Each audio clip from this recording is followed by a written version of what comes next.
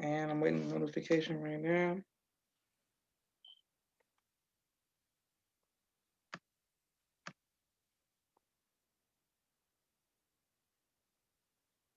Okay, boom. And we are live. I want to thank everyone for tuning in to a very special edition of Off the Record on the People's Podcast this afternoon. We have an amazing guest with us, one who I'm very humbled and honored would take time out of her busy schedule to give us some information as well as some inspiration. And that is none other than Dr. Nisa Islam. Assalamu alaikum, ma'am. Well, alaikum salam. Really, the honor is mine. I am so excited to be here with you. I've heard about the People's Podcast, and I'm just so honored to be one of the people to be on your podcast. Thank you so much. Yes, ma'am. This means a lot to me. For those who don't know, um, Dr. Nisa, helped raise me and my siblings and was very instrumental in us growing up. So I'm only calling her Dr. Nisa instead of Auntie Nisa out of respect for the viewing audience. But she is absolutely an auntie has been an aunt to me and my siblings, and her children have been cousins to us as well. Okay, so the first, and I look forward to learning about, right along with everyone today. Okay, so Dr. Nisa, when was the first time that you got introduced to the teachers of the Most Honorable Elijah Muhammad? So I think the first time that I got introduced to the teachers was when I was a student at the University of Maryland, Baltimore County, and I heard the minister on the radio. He was speaking on Howard University's radio. And this was, I can't even remember the year, it was a long time ago. And I heard him teach on the radio, and I was like, who is this? And I had a class with Dr. Ackland Lynch, and he told us in the class that the Honorable Minister Louis Farrakhan was rebuilding the nation. And we were all like really amazed, like, he's doing what? He was like, yeah, because Dr. Lynch was friends with the minister. He knew the minister. And he was telling us that, the Honorable Minister Louis Farrakhan was rebuilding the nation. And we were like all amazed, like, really? Like, what? And he was like, yeah, and he's going around the country, he's rebuilding the nation of Islam. And so that was the first time I really heard anything about it. And then it was like, soon after, around that time, I heard the minister speaking on WHUR, Howard University Radio. So it was all like this uproar in the country and in the nation among young people. Minister Farrakhan is speaking to young people about rebuilding the nation of Islam. Mm, praise so Allah. Yes, ma'am. And how did your parents or your family feel once you accepted the teachers? So my older sister is Muslim also, and so they were kind of desensitized at that point to Islam. So they kind of, were aware of it. She kind of broke the ice for us at that time. And so, when I decided to become a Muslim, they were not as surprised because, like I said, she kind of broke the ice with it. And so, they were not as disturbed. My parents were like, as long as you worship God, as long as you want God in your life, it's okay. As long as you're not saying you hate God and you don't want God anymore, because we grew up in a God home. My father is a Baptist minister. We went to church every Sunday. I sang in the youth choir. I taught vacation Bible school. I was very, involved in a church family. I wanted to be a preacher at one point in time, so as long as my family was like, as long as you worship God, we're okay. As long as I just told them, God spoke to me in a different language. God spoke to me in a different way. They were okay with that. Beautiful. Praise be to Allah. My sister Mimi sends the greetings. Oh, Sister please return the greetings to Mimi. And Sister Annette and Brother Stephen says Allahu Akbar. Beautiful. My next question for it: what was it like in the early days of Washington D.C.? Who trained you? Like, what was the environment like? Cause put us on. How was it? So the early days of Mosque number 4 were spectacular. So your mom was like the first sister that I met. So the first brother that I met was Uncle Chip. So Brother Jamil was the first brother that I met. And the first sister that I met was, of course, your mom. So we became fast friends and just best friends. And, we were so enthralled with helping the minister. we just wanted to help the minister. We wanted mosque number 4 to be the best. But of course, at that point in time, New York was the best. And so we knew that whenever New York came to town, if the minister was speaking in Washington, D.C., our job was just to get stuff set up and move out the way, because New York was going to come take over. They were going to show us what to do. And so our job was to, learn from them. And so our first captain was Sister Joyce. And we learned so much from Sister Joyce. We loved Sister Joyce. She was our captain. She taught us everything we needed to know to be good Muslim women, to for all of our lessons. She taught us how to cook, how to sew, how to act at home and abroad, or how to rear our children, how to be good wives. We weren't married then, but we strove very hard to be good wives when we were going to become wives. We just loved Sister Joyce so much, and she just taught us everything. And we built a great sisterhood that could stand the test of time. We traveled, we learned to love the Quran, we learned our prayers, we learned to just be good Muslims. And we wanted to just, in fact, just be the best we could at being good Muslims. Praise be to Allah. Excellent. Yes, ma'am. And you're getting so many comments, so much love to Valerie, Brother Yusuf, Sister Jadea from Brooklyn. Okay, excellent. My next question is, what was it like when you first met the Honorable Minister Louis Farrakhan? So that was just an amazing experience. So I started writing for the final call because I was a student at Howard, and I was a journalism student. So I started writing for the final call, and I got paid. And so the first time I got paid from the final call, he signed my check, and I didn't want to cash it. I held it for the longest time. I was like, oh my God, my name and the minister's name on the check. I'm just not even going to cash it. I'm just going to keep this check forever because this is just a spectacular thing to see. I'm just not even going to cash the check. I'm just going to keep it. I just can hardly believe it. My name and his name on the same piece of paper. I'm just not even going to cash the check. So I kept it till I just desperately needed money. And then I finally cashed a check. So I was just so enthralled. At that point, I hadn't even met him. But it was just my name and his name on the same piece of paper. That was enough for me. And then finally, he used to come to Washington at the time every week because he was the minister in Washington. We didn't really have a minister, but he was building the nation in different cities around the country. So he came to DC every week to teach. And so at one point I got to meet him, and it was just like, oh my God, this is like so amazing. And I was just so very happy to do that. And it was just, to put a face to the name and the words, it was just Allahu Akbar. It was just so wonderful. Beautiful. Praise be to Allah. And your name. How did what were the circumstances of your name, and how did that come about? So at the time when I got my name, I was a regional laborer at the time. And it was at a regional laborers meeting. And he named myself, he named Brother Akil, and he named also Brother Nadar. It was three of us who were also laborers. And he said, I only know you to have been a woman in Islam. That's all I know you. That's all I've known you to be, a woman in Islam. He said, I'm going to give you this name because this is a name that Honorable Elijah Muhammad gave to another regional captain. She was a regional captain on the West Coast, Sister Nisa Islam. And so I'm going to give you this name because this is all that I've ever known you to be, a woman in Islam.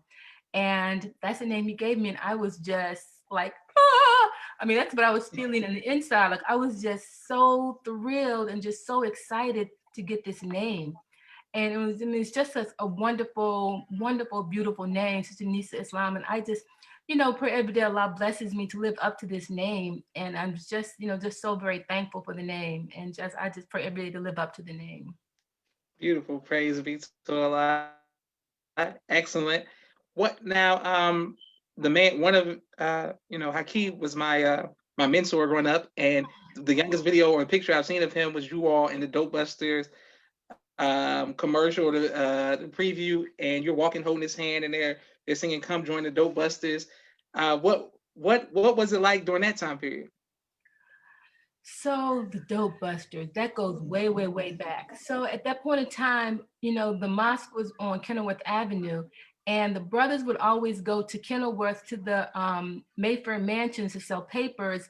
And they realized that whenever they would go to Mayfair Mansions to sell papers, the drug dealers would leave. And the people at Mayfair Mansions were like, could you all come here more often? Because whenever you all come, the drug dealers would leave, and they wanted a safe place to live. The women and children and the people who lived there wanted a safe place to live.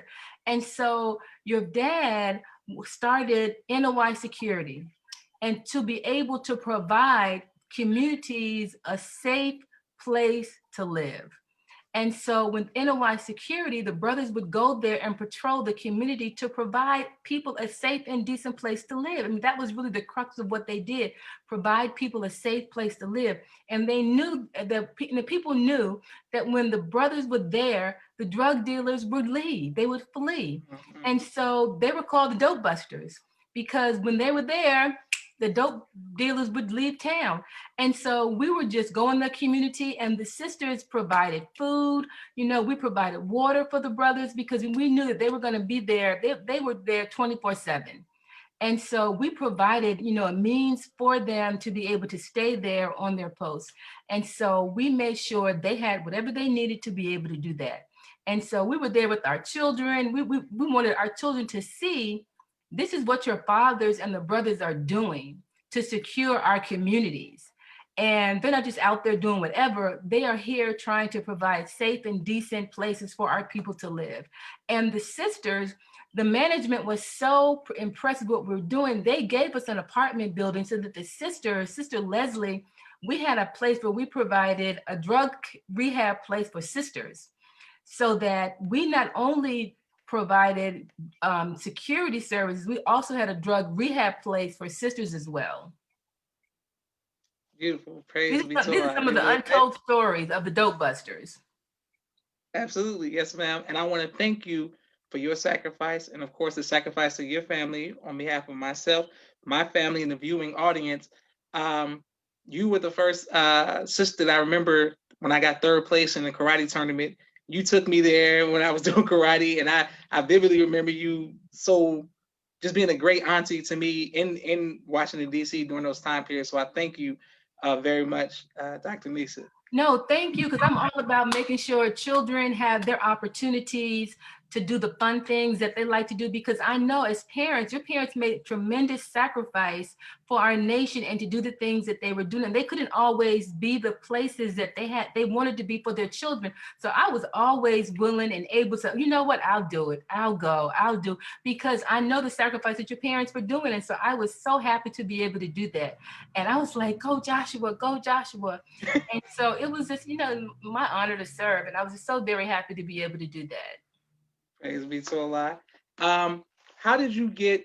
I've seen many pictures of you writing for the final call, and what was it about journalism that drew you in? So I like telling stories, and I like creating, what I call word pictures, so that, people can read and understand a situation even better than if they saw it themselves. And I think that, being able to tell word pictures helps our people be able to understand a situation that they're not privy to than if they were really there. But it also provides a perspective, our own perspective of what's going on, because too many times our perspective is missing from what's going on in the world, and so it allows us to tell our perspective of the world. Excellent, beautiful. Praise be to Allah. You're getting a lot of love in the comments. Mm. You do a great job of representing Muslim women and have been doing a great job. What advice would you give to young Muslim women specifically, and how to represent and do it in such a way where you function in society, um, have confidence? Just how do you do it so they can learn from you? So a lot of times the media or people would have you believe that Muslim women are oppressed, or, Islam is a negative faith or experience for Muslim women, but it's really on the contrary, that Islam is a freeing experience for Muslim women. that Islam allows you to be who in fact you want to be, that when we cover ourselves, when we privatize our sexuality, it frees us so that you are not your body, that you are in fact your mind. People can relate to you because of your mind and who you are, especially when you privatize your sexuality. And that allows you to be dealt with in regard to your mind and your soul and really who you are, your personality, and not in regard to body parts. You know, you're not categorized for you're this or you're that or you're whatever, but you're categorized for who you are and what your mind has to offer and what your talents have to offer. And so Islam frees you. Islam frees you to be who you really are and who you really want to be. And it allows you to give your talents and skills and your personality to the world. And so I'm just so thankful that I'm just so thankful every day that I'm Muslim. And I'm just, you know, just so very happy about it. And I just say to anyone, Islam is not the problem, Islam is the answer. Praise be to Allah. The Million Man March in Washington D.C. How, as a sister, how did that impact you personally, and what was the climate like during that time period? So the Million Man March was an absolutely amazing, amazing experience. So the sisters were just as involved with the Million Man March as the brothers were.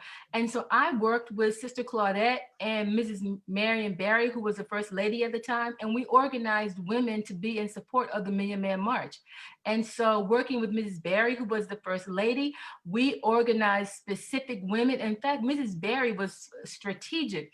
So one of the things she did was she organized a meeting with Black women journalists who were condemning the minister because of the Million Man March and his stance saying we want brothers to come. And she told the women journalists, she said, look, if you don't support it, that's fine. Just don't write negatively about it.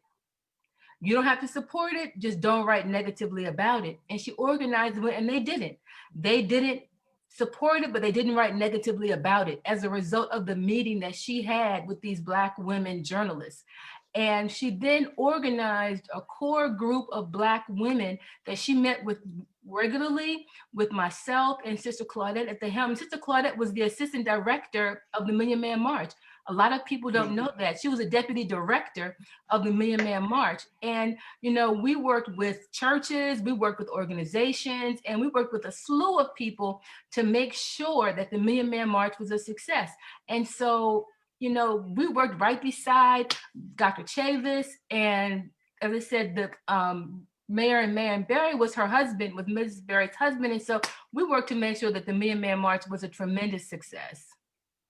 Praise be to Allah. Beautiful. So much love in the comments as well. Mm-hmm. Have a quick 60-second commercial break, Okay. Dr. Nisa, for all of the sponsors of this podcast, because people were very excited that Dr. Nisa was coming on. Please cash app the People's Podcast. Thank you everybody for their donations, for it is you, the people that keep the podcast coming. Okay, 1 second. Here we go. Boom. All right. So I want to start with Street Premiere Media Production. My brother Rashad has a 4K camera and a drone. They're working on television and film editing. Thank you very much, Rashad. My sister Miriam, ABC I Love Me, children's and coloring book, both of which are on Amazon. Thank you very much, Sister Miriam. My sister Naima, Stay On Point Dance Academy, LLC. She teaches ballet virtually. She actually teaches your granddaughter, Sister Nisa. Exactly. Yes. We love her class. Praise be to Allah. Supreme Men's and Boys Urban Wear out of St. Louis, Missouri. They do a great job of keeping you dressed with fashion and keeping you dripping. Thank you very much. Raising Black Millionaires, Sister Tia Muhammad. She teaches economic empowerment and development through flashcards. Thank you very much. Brother Kenneth Muhammad, bow tie maker extraordinaire. If you need some bow ties, he'll ship them to you all across the country. I see everybody in the comment. Thank you for your love. Supreme Team Insurance Group, Brother Todd X McGraw. If you need some insurance, reach out to our brother Todd X McGraw. I'm coming right back to you, Dr. Nisa. Thank you all for the comments. I see so much love to you. People sending love from all over the country to you, ma'am. Brother Chantel X, the X and Express. He hires truck drivers. They get paid weekly, and they specialize in refrigeration. I want to, Brother Jabbar Muhammad, Client First Construction Inc., painting, carpentry, flooring, plumbing, etc. in the Chicago, Illinois area and the Memphis, Tennessee area as well. Sister Landra El Muhammad, More Than Navy Beans. Dr. Henry M. Carter, right here in Atlanta, Georgia, King Henry's Turkey Legs. I want to make sure that we thank Brother Rashad Muhammad, COVID-19 Disinfecting Cleaning Services, and my father's book, A Soldier in the Movement of Christ, AbdulSharif.com. And last but not least, my two books, Cleopatra, which is a children's book on Amazon, and No Father, No Excuse, which is on Amazon as well. Please make your donations to the Cash App on People's Podcast. Okay, now, Dr. Nisa, speaking of books, and Yes. you as a journalist, will you ever write a book about your life? That's a good question. I mean, maybe I will write a book. I mean, I've thought about writing a book. It's nowhere in the near future, but maybe I'll write a book. Maybe I will. Praise be to Allah. I have something I'm working on, and I want to before I publish it, I want to send it to you so I can get your thoughts on it. So see Okay, what no, you I, think. no, I would love to look at it. Yes, ma'am. Please Excellent. do. Praise be to Allah. Thank you all for the comments as well. What do you do for fun, ma'am? What do I do for fun? I like to travel. I really do love to travel. I like to read books. I mean, I really do. So definitely send me your book. I love to Yes, ma'am. read books. But traveling, I love to travel. Praise Yeah, be to Allah. Okay, which is really excellent. hard to do now with COVID everywhere. So Yes, ma'am. Yes, I ma'am. know. What type of music do you listen to? So I like R&B music. Okay. I like yeah, R&B, some hip hop. Okay. Yes, ma'am. Yes. What has been your greatest joy in Islam? What has been my greatest joy in Islam? I want to say, I guess, like the Ramadan prayer line is one of my greatest joys. That has been a great joy. I guess I want to say that because that really just started as like a small idea. And then to see that really grow and become what it is today. And really,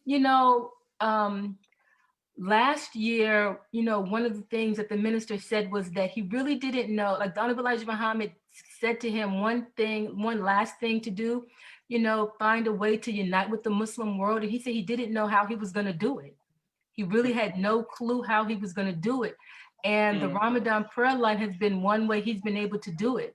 And so that was just like, I know, like a really great, I was like, oh my God, Allah, thank you for allowing me to be able to help the minister in that way. So that is really just a great joy to be able to allow the minister to be able to do that, because people listen to that from literally all over the world, 50 different countries, like literally 50 different countries. And most people listen on the days when he opens it and closes it is when we have our most listeners.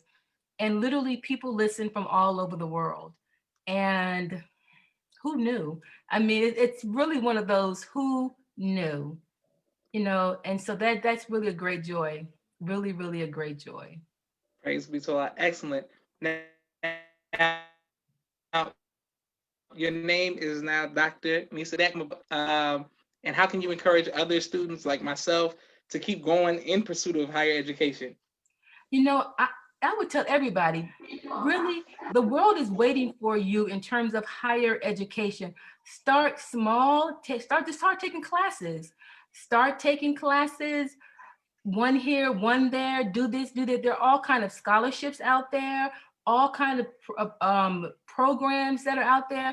Find a program, get in it. And the thing is, I didn't even tell anybody I was doing it, because I said if I mess up, I don't finish. I don't have to explain it to anybody. I have to tell anybody I messed up, I didn't finish. I just did it. And I didn't say anything until I finished it. I said, if it takes me 10 years, nobody's going to be asking me what's taking you so long. I didn't say anything to anybody until I finished. And because the thing is, our nation needs qualified people. And never think it is too late. Never think I can't do it. And the thing is, we want to be able to teach people in college. There are all kind of opportunities for us to teach at community colleges, on universities. How will our people know unless they be taught? How will they taught when the teacher is sent? And so we are the ones to be able to teach our people what is necessary. And that's only going to happen if we are qualified to have the degrees to be able to do it. And so just do it. Go back to school, take some classes, get a degree. I'm so ready to say, Dr. Joshua, I'm just Yes, waiting ma'am. for you to go back and say, Dr. Joshua, just waiting to be able to hear it. It's just waiting for you. It's not too late. Praise be to Allah. Beautiful. Yes, ma'am. No Yeah, pressure. Thank you, Dr. Nisa, for not adding any extra right. pressure to me. No, all the pressure. All the pressure. Go back to school. It's not Yes, too ma'am. late. You can do this. Absolutely. Beautiful. What would you like your legacy to be, ma'am? I just want my legacy to be that, I was a good sister to the believers and that I was a good Muslim. And that, if people needed me, that I was there and that I helped them if necessary. And that really that I was a good Muslim. That, people needed me or whatever, that they could count on me and that they could depend on me to be there for them. Praise be to Allah. Yeah, Yes, ma'am. that I was a good mom to my children, good grandmother. Yeah. Excellent. Yes, ma'am. Beautiful. A lot of people saying showing you love. Thank you all for showing Mm, Dr. Nisa love in the comments. Have you traveled out of the country, correct? yes. What has been your favorite place to travel? So I think my favorite place, I have a couple of favorite places. I really love Istanbul. I've been to Istanbul. I really loved that. That's one of the latest places that I've been to. That's a really beautiful place to go.